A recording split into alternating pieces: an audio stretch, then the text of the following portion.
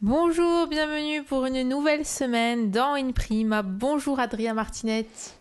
Bonjour. Alors vous êtes artiste, on va découvrir aujourd'hui votre univers puisque vous, on peut le dire, vous impliquez dans tous les arts, aussi bien dans l'écriture que dans la peinture, et vous êtes un personnage assez atypique. Et tout au long de cette semaine, on va découvrir ce personnage que vous êtes. On va d'abord démarrer par votre parcours, finalement un parcours, on peut le dire, d'un autodidacte.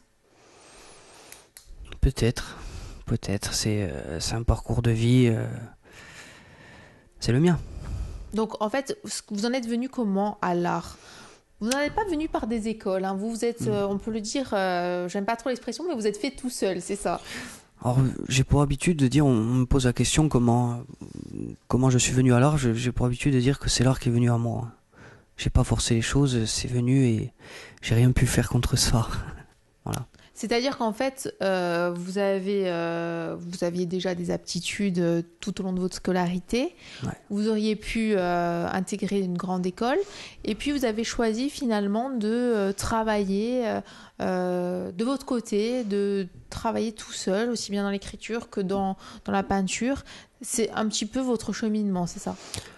Mais après avoir passé mon bac en art, oui, je devais faire des écoles. Bon, j'ai pas été. Et j'ai fait ma vie, puis vers 26-27 ans, c'est revenu, donc j'ai eu envie d'écrire. Ça a commencé par l'écriture, puis la peinture, puis après je me suis dévoué à l'art. Voilà, aujourd'hui, en fait, vous explorez plusieurs domaines. On le sait, la génération en fait, d'artistes qui arrive maintenant, c'est une génération, on peut le dire, un petit peu touche à tout. C'est-à-dire qu'on va pouvoir toucher à la vidéo, on va pouvoir toucher à la photo, on va pouvoir toucher à la peinture, on va pouvoir toucher à l'écriture. Est-ce que finalement, aujourd'hui, l'artiste, on peut se poser la question, l'artiste des années 2000, en tout cas des années, maintenant nous sommes déjà en 2015, mais est-ce que l'artiste d'aujourd'hui est finalement avant tout un touche-à-tout, c'est-à-dire capable de maîtriser aussi bien les technologies actuelles que de revenir évidemment aux sources, de prendre son crayon et de se mettre à écrire ou à dessiner? C'est une question, c'est une très bonne question. Alors, c'est vrai que à l'époque à laquelle on vit, on peut explorer l'art sous beaucoup de façons. Vous parlez des nouvelles technologies, vous parlez aussi des habituelles, je dirais des anciennes. C'est vrai qu'on peut tout explorer. Les artistes d'aujourd'hui, oui, moi de mon côté, je peux très bien prendre ma plume, peindre sur la toile, dessiner sur l'iPad, dessiner sur des murs. Je fais beaucoup de peinture sur corps aussi. Moi, j'ai estimé que dans l'art, il n'y a pas de support unique. C'est-à-dire tout support peut devenir un support artistique. Donc je ne m'accorde aucun interdit. À partir de là, j'écris, je peins et je ne m'accorde aucun interdit. On peut se dire finalement qu'aujourd'hui, tout est support, très clairement. En tout cas, vous, Oui. dans ce que vous avez envie de montrer, de ce que vous avez envie de faire, tout vous sert de support pour exprimer on n'ira pas jusqu'à votre moi profond, mais en tout cas pour exprimer Vous pouvez, hein. votre ressenti, peut-être votre façon de voir la vie. Vous pouvez dire votre moi profond, excusez-moi, vous pouvez le dire parce que voilà, c'est moi à travers mes peintures surtout, c'est mes émotions qui parlent, hein. Moi j'essaye de retranscrire mes émotions, hein. J'ai abandonné la perfection technique pour me concentrer sur celle de l'esprit, sur retranscrire ce que mon esprit pense. Et la perfection technique, selon moi, dans l'art, pour certains c'est essentiel, pour moi ce n'est pas la chose essentielle. Des émotions peuvent venir de bien différentes manières. C'est-à-dire qu'en fait, vous êtes finalement sur, on peut le dire, sur une extrême sensibilité, une façon de voir l'art finalement dans la pulsion, dans quelque chose d'assez spontané, c'est ça? Plus que dans la construction? Alors, bizarrement, j'ai certaines récompenses que j'ai eues sont des tableaux qui ont été récompensés pour leur technique. Notamment par exemple Ouffion Média Gravone, la rivière de la Gravone, Donc, je travaille aussi la technique. Mais je préfère exprimer des émotions. Je peins rapidement. Je peins en 3-4 heures.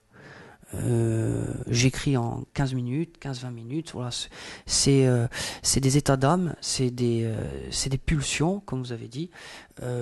Mais voilà, comme on disait au début, ça peut être aussi, des fois, moi j'estime qu'il n'y a pas de technique prédéfinie. On me dit souvent, Adrien, mais tu n'as pas une technique unique. Pour moi, selon les périodes de sa vie, on peut avoir différentes techniques à explorer. Pour moi, on peut explorer des dizaines de techniques tout au long de sa vie, tout au long de ses étapes, tout au long de son parcours, tout au long de ses sentiments. Donc, un artiste n'est pas obligé de se cantonner en une seule et même technique. Adrien Martinette, merci. On se retrouve demain. On va parler demain, découvrir en tout cas plus en avant vos sources d'inspiration, votre univers. À demain, Adrien. Merci. Au revoir. Bonjour, bienvenue dans In Prima. Nous sommes mardi, nous sommes sur Alta Frequenza. Je suis en compagnie d'Adrien Martinetti. Bonjour.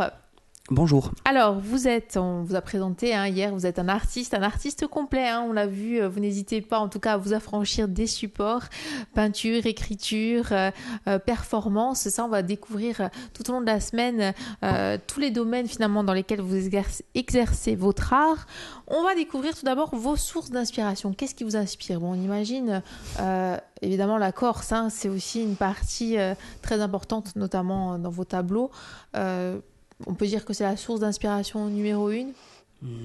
C'est une grande source d'inspiration, mais ma première source d'inspiration, ça a été surtout, j'ai commencé par rapport à une certaine critique de la société actuelle. Puis tout au long de mes travaux, parce que j'appelle ça mes travaux, je me suis rapproché de mon île en écrivant le texte Île de beauté, puis certains tableaux de la Corse, mais par rapport aussi à mes rencontres, j'ai rencontré de grands peintres avec qui j'ai noué des liens.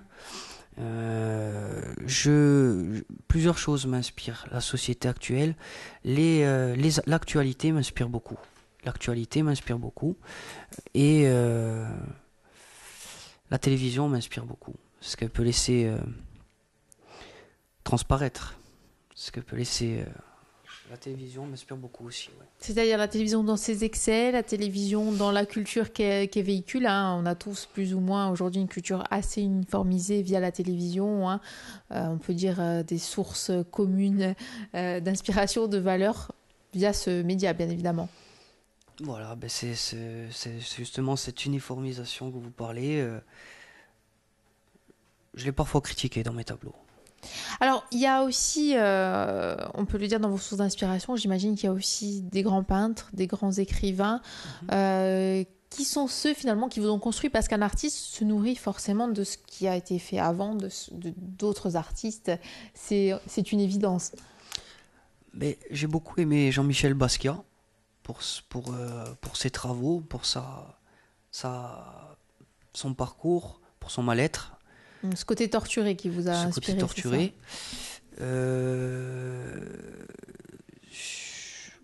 Actuellement, comme peintre que j'affectionne, Vincent Van Gogh, c'est une technique unique. C'est totalement magnifique, les tableaux qu'il a pu faire. Cette technique à base d'à-coups, là, c'est tout simplement unique. Et voilà, ce sont actuellement les deux peintres pour lesquels j'ai le plus d'affection. Et dans l'écriture, en qui vous retrouvez-vous finalement ? C'est peut-être parfois plus difficile parce que souvent l'écriture, c'est parfois l'œuvre qui prime. J'ai jamais trop lu. Je me suis jamais arrêté sur un livre qui a suscité en moi beaucoup d'émotions. Je suis pas... Non, j'ai jamais trop lu. Aujourd'hui encore, est-ce qu'il y a aussi des gens finalement qui vous inspirent, des artistes avec lesquels vous avez des affiliations, Bien sûr. vous partagez finalement un regard commun ? Mais déjà, j'ai la chance, j'ai le soutien de beaucoup d'artistes corses. J'ai travaillé avec beaucoup d'artistes, j'ai collaboré avec beaucoup d'artistes. Par exemple, ma dernière rencontre, on a organisé une rencontre avec Monsieur Fanfan Salvigne, qui est un peintre un peu plus âgé que moi. C'est un artiste dans l'âme, hein. C'est un artiste dans l'âme. Des tableaux de partout, il vit pour la peinture. Je travaille aussi, je peins aussi avec Monsieur Pierre-Paul Marquine, l'ambassadeur des arts contemporains pour la Corse, avec qui j'ai réalisé un tableau. Paul Francesque, avec qui j'ai réalisé aussi un tableau, peintre de Bastia, ami, cousin. Et après, voilà, j'invite à chacune de mes expositions, j'invite toujours 2 à 3 artistes à venir exposer avec moi. À chacune de mes expositions, au Beau Concept, j'avais invité Monsieur Tony Padovagne. À ma dernière exposition au Palais des Congrès d'Ajaccio, j'ai invité trois jeunes artistes.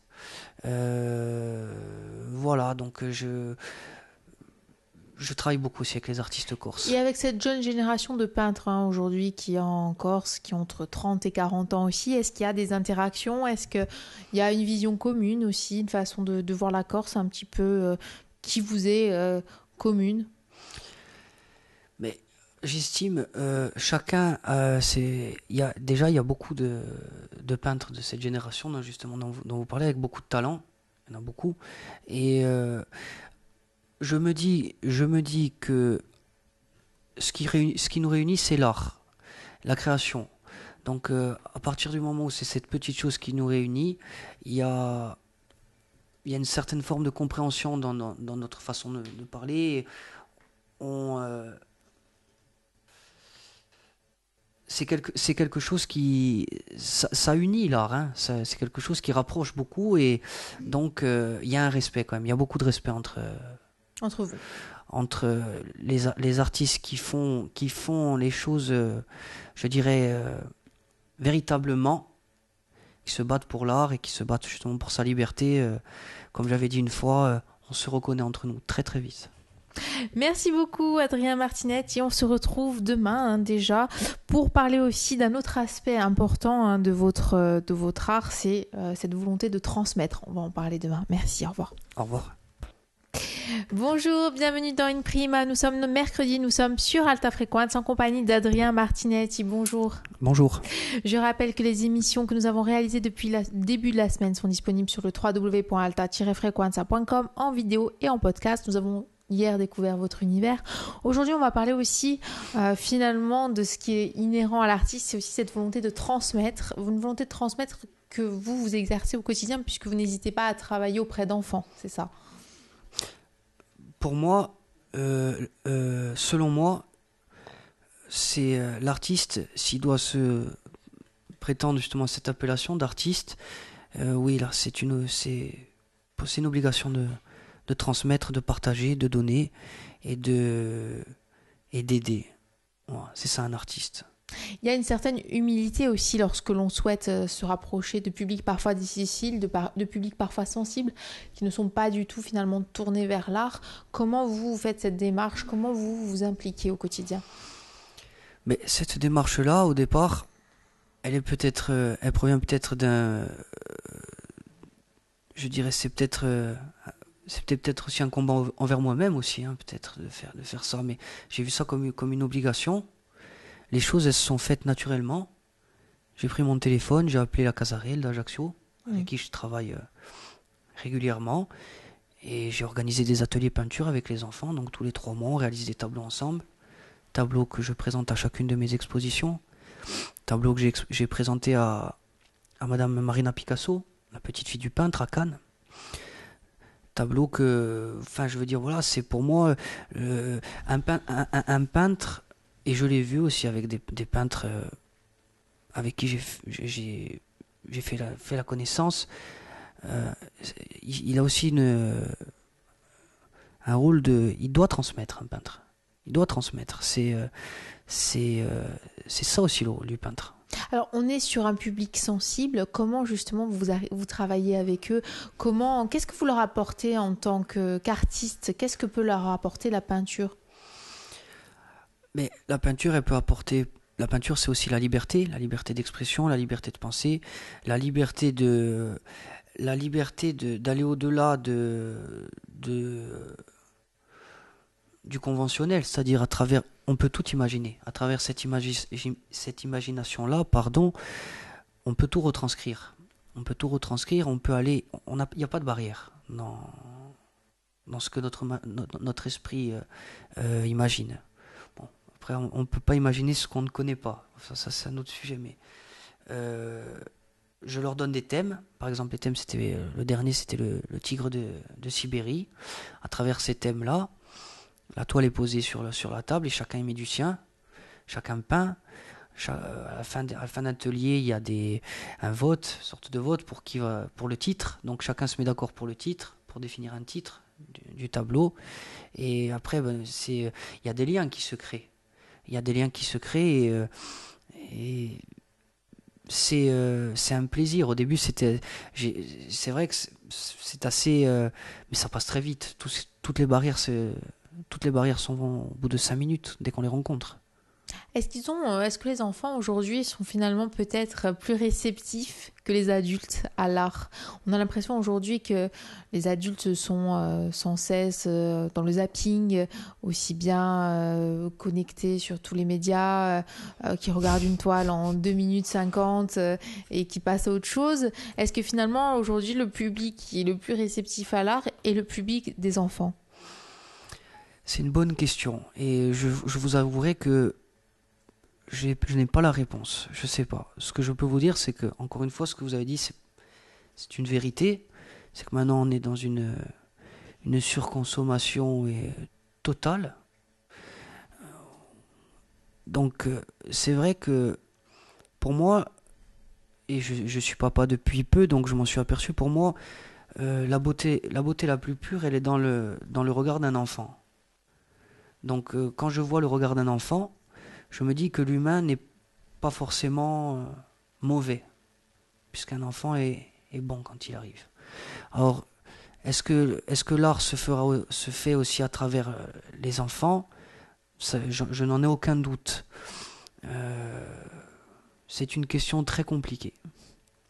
Adrien Martinette, merci beaucoup. On se retrouve demain. On va parler de performance, on va parler d'exposition. Merci en tout cas de passer cette semaine en notre compagnie sur les ondes d'Alta Fréquence. Et puis je vous rappelle aussi qu'on peut retrouver cette émission sur le www.alta-frequenza.com en vidéo, en podcast. Merci, à demain, au revoir. Bonjour, bienvenue dans In Prima pour cette avant-dernière émission de la semaine en compagnie d'Adrien Martinetti. Bonjour. Bonjour. Alors, vous êtes artiste, on a parlé d'un artiste complet, en tout cas un artiste qui rayonne dans plusieurs domaines. On a parlé de votre univers depuis le début de la semaine, de votre envie aussi de transmettre. On avait compris que c'est quelque chose d'important pour vous. Aujourd'hui, on va parler des expositions qui sont prévues cette année, puisque vous avez 3 grandes expositions, en tout cas, qui sont prévues. C'est ça, dans les mois à venir. Dans l'année. Voilà. Et alors déjà, pour la Corse, je compte bien en réaliser une avant la fin de l'année sur un thème bien précis dont je ne connais pas encore moi-même. Après, voilà, donc j'ai 3 expositions de prévues. D'ailleurs, je voudrais remercier les personnes qui me soutiennent dans les démarches à faire et qui s'occupent de ces expositions-là. Mimi, Virgile, Franck, Jean-Pierre. Donc voilà, j'ai 2 expositions de prévues aux États-Unis. Maintenant, c'est des choses assez compliquées par rapport au transport des toiles, par rapport aux mails, par rapport à des tas de choses à envoyer. Les choses sont dans de bonnes voies, ça devrait se faire, on attend. Après, j'en ai une à Genève de prévue, soit en mai, soit en septembre. Il faudra voir pour la date, et voilà. Alors, comment ça se prépare concrètement une exposition? Comment on sélectionne les toiles? Comment on choisit un thème? Comment on se raccroche peut-être à un thème déjà existant si on fait partie d'une grande exposition? Comment le peintre finalement on arrive à la case exposition? Mais moi, je sais que c'est rarement des thèmes précis. C'est souvent des tableaux différents. Après, il peut y avoir des expositions sur des thèmes bien prédéfinis. Là, en l'occurrence, mes expositions de cette année, il se pourrait bien que ça soit sur des thèmes choisis à l'avance. C'est une nouvelle manière d'explorer les choses pour moi. Justement, ces thèmes, c'est-à-dire qu'il y aura plusieurs tableaux sur le même thème. J'ai déjà travaillé sur plusieurs thèmes là, depuis le début de l'année, sur les grandes guerres de notre espèce, sur les thèmes d'actualité corse. Je travaille beaucoup sur les thèmes d'actualité depuis quelques temps. Donc, ça se prépare. C'est un travail émanant de l'artiste, des galeries. C'est parfois compliqué, c'est parfois très facile.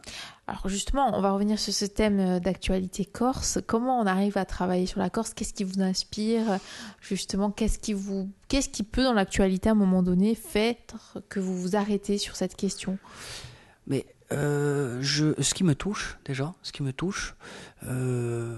par exemple la dernière noble aventure qui m'a touché, c'est le voyage, l'épopée de messieurs Pierre-Paul Maras, Pascal Olmé, tout ça en terre inconnue. Donc j'ai fait un tableau sur ça. Tous les éléments qui viennent interpeller, j'y trouve, ça m'inspire. C'est une pulsion. Par exemple, il y a eu de la neige à Vizavone et il a fallu que je fasse un tableau justement sur cette neige. Je suis très inspiré par la chanteuse, par exemple, Battista Aquavive. J'aimerais bien réaliser un tableau. Prochainement, je risque d'en faire un. Voilà, ce sont des actualités.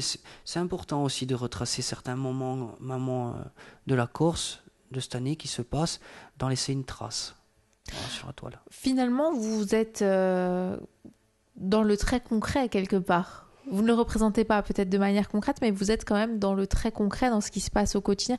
Il y a presque finalement un rôle de transmission, presque comme le photographe finalement qui va immortaliser ce qu'il se passe à un instant.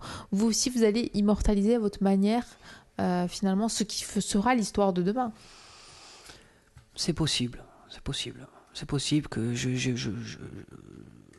je porte beaucoup d'intérêt aux éléments qui m'entourent et qui nous entourent, et j'habite en Corse, donc c'est important pour moi de retracer des éléments actuels à travers la toile. Ouais. Vous avez un intérêt aussi justement pour l'histoire, on le voit, vous tournez vers l'étude de ces grandes guerres qu'ont connues l'espèce humaine. Justement, l'histoire aussi, ça peut être une source d'inspiration. Ben, ça a été au départ, ça a été une de mes sources les plus importantes de l'inspiration. Cette quête du passé, de notre passé, de l'humain, depuis sa création. C'est toutes ces questions-là qui m'ont amené à la peinture et à l'écriture. C'est tout simplement ça. C'est justement voilà, cette quête du passé, cette réflexion Exactement. sur que ce soit l'histoire de la Corse ou aussi bien du monde. Vous ne faites pas le distinguo dans votre inspiration au quotidien, non, c'est ça? Non, c'est exactement ça. Merci beaucoup Adrien Martinetti, on se retrouve demain. Demain on va parler de performance puisqu'il y a une performance à venir qui est importante. On en parlera justement demain. Merci beaucoup, au revoir. Merci à vous. Bonjour, bienvenue dans In Prima pour cette dernière émission de la semaine en compagnie d'Adrien Martinetti. Bonjour. Bonjour. Je rappelle donc, vous êtes artiste, qu'on a découvert tout au long de la semaine votre univers, vos prochaines expositions et puis votre envie de transmettre. On l'a vu tout au long de la semaine. Ces émissions sont disponibles sur le www.alta-frequenza.com en vidéo et en podcast. Aujourd'hui, on va parler de performance puisque, on l'a vu, vous allez réaliser un grand challenge très prochainement à l'Espace Diamant. Non, c'est au Palais des Congrès. Au Palais des Congrès, ouais. Excusez-moi. Vous allez donc peindre en direct pendant un concert. Alors expliquez-nous un petit peu comment ça se passe. Mais c'est parti d'une idée d'un ami à moi, de monsieur Chris Lebar, qui est chanteur, qui vient de faire son album et qui vont chanter au Palais des Congrès. Donc Chris m'a proposé de réaliser un tableau durant ce concert, voilà, en direct, un tableau d'une envergure assez importante, donc de 4 mètres de long sur 1,50 m de hauteur. Durant ce concert, j'aurai environ 2h45, je crois, pour réaliser un tableau rythmé par la musique de Chris et de son groupe. C'est un projet que j'ai de suite accepté parce que... C'est un challenge, très concrètement, c'est un challenge quand même. Mais je vois ça, Chris, ce qu'il fait, c'est super parce qu'il est dans une notion de partage. Mais il a outrepassé simplement les prévisions. Il a été dans ce partage au maximum. C'est-à-dire, il y aura Monsieur Didier Ferrard qui viendra présenter aussi, qui sera sur scène. Il y aura moi, il y aura les chanteurs, il y aura le groupe. Il a voulu vraiment mélanger les arts et je le félicite pour ça. Donc, j'ai répondu de suite oui. Là, vendredi, on va réaliser aussi un tableau pour un clip, pour le clip de l'une de ses chansons. C'est un projet que j'ai de suite accepté. Je le félicite d'ailleurs, s'il m'écoute ou s'il m'écoutera. C'est super, donc voilà, j'ai accepté. Comment on s'y prépare justement à ça, à cette volonté de finalement de se mettre en scène aussi vous avez déjà prédéfini un thème est-ce qu'on y va comme ça Non, au feeling? il y aura un peu des deux, c'est-à-dire on va quand même travailler sur ce qui va être fait, on va y penser, mais il y aura 50% de prévision, et comme après, quand on est devant la toile, même si on a prévu à 100%, après il y a toujours du changement, donc je peux pas moi faire un truc vraiment prévu à l'avance. Il y a beaucoup de préparation, de discussion sur comment vont être présentées les choses, mais il y aura forcément de l'improvisation. C'est un peu des deux, c'est 50-50. Et peindre en rythme, justement, c'est assez étonnant. Comment on arrive aussi à rentrer dans ce cahier des charges? Mais si je dois, ça se fera. Quand je suis devant mes peintures, après, je me laisse, c'est la liberté, donc ça se fera tout seul. Vous, d'ailleurs, est-ce que ça vous arrive, par exemple, aussi de peindre en musique? C'est quelque chose que vous faites Oui, je souvent? mets souvent la musique, oui. Je mets souvent la musique. Non, et donc du coup, vous avez quand même Oui. cette expérience Oui. déjà, Ouais. qui est derrière vous. Alors, vous collaborez aussi à une revue, c'est ça? Oui, voilà, donc c'est le SAP Connection. C'est un magazine qui met en avant des talents, qui est présent dans de nombreux salons. Ils sont présents, ils seront présents encore cette année à Roland-Garros, au Festival de Cannes. Donc, je félicite ce magazine qui met en avant des talents corses aussi. Donc, je vais y prêter ma plume pour écrire pour des artistes et présenter aussi mes travaux sur ce magazine. Voilà. Quel rôle vous y jouez, vous, justement, dans ce magazine? Vous allez présenter des artistes corses, c'est Mais ça? moi, je présente pas. Moi, j'interviens pour écrire et je collabore. Je présenterai aussi mes tableaux et je soutiendrai ce magazine sur la Corse. Ce magazine est important pour justement faire connaître des artistes. Oui, C'est en tout cas dans les milieux peut-être initiés, les milieux oui. artistiques, c'est une sorte de référence, c'est ça? Ce magazine il est important parce que j'ai discuté avec la personne qui s'occupe de ça. C'est une personne, comme je vous expliquais tout à l'heure, on se reconnaît très vite. C'est une personne justement qui se démène pour l'art. Donc, qui est présent dans des endroits où ce magazine peut être visualisé. Donc, à partir de ce moment-là, je soutiens toute démarche artistique quand elle est faite avec de la passion. Je serai là pour la soutenir. Aujourd'hui en Corse, finalement, est-ce qu'il y a beaucoup, beaucoup de peintres, d'artistes? Est-ce qu'on est quand même une terre assez riche justement en talent artistique? Oui, oui. Il y a beaucoup d'artistes en Corse, beaucoup de peintres, beaucoup de beaux paysages pour s'inspirer. Et les choses avancent aussi sur la Corse et moi pour ma part je serai là aussi pour les faire avancer, pour représenter mon île sur le continent et autres, et je me battrai pour ça. Ont-ils toute la visibilité qu'ils méritent, en tout cas en Corse? Non, non. Et ça, c'est le prochain, finalement, gros challenge de tous ces artistes, arriver à pouvoir exposer dans de bonnes conditions. C'est très dur. C'est très dur. Mais il faut se battre. Il faut aller de l'avant. Il faut faire comme j'ai fait. Il faut faire comme j'ai fait. Il faut envoyer des mails. Il faut se battre. Il faut se téléphoner. Il faut exposer. Il faut pas se décourager. Et il faut tout le temps être dans le côté positif. Et si la personne a du talent, elle y arrivera. Elle y arrivera. Merci beaucoup Adrien Martinetti d'avoir Merci passé à vous. cette semaine en notre compagnie. On peut évidemment vous rencontrer, j'imagine, venir à votre rencontre, vous voir exposer dans les mois qui viennent. Bien sûr, là, une partie de mes travaux sont visibles à l'espace Serpage, sur le cours Napoléon. Puis mon atelier est à Rafa, il est ouvert à tout le monde. Merci beaucoup. Merci Au à vous. revoir.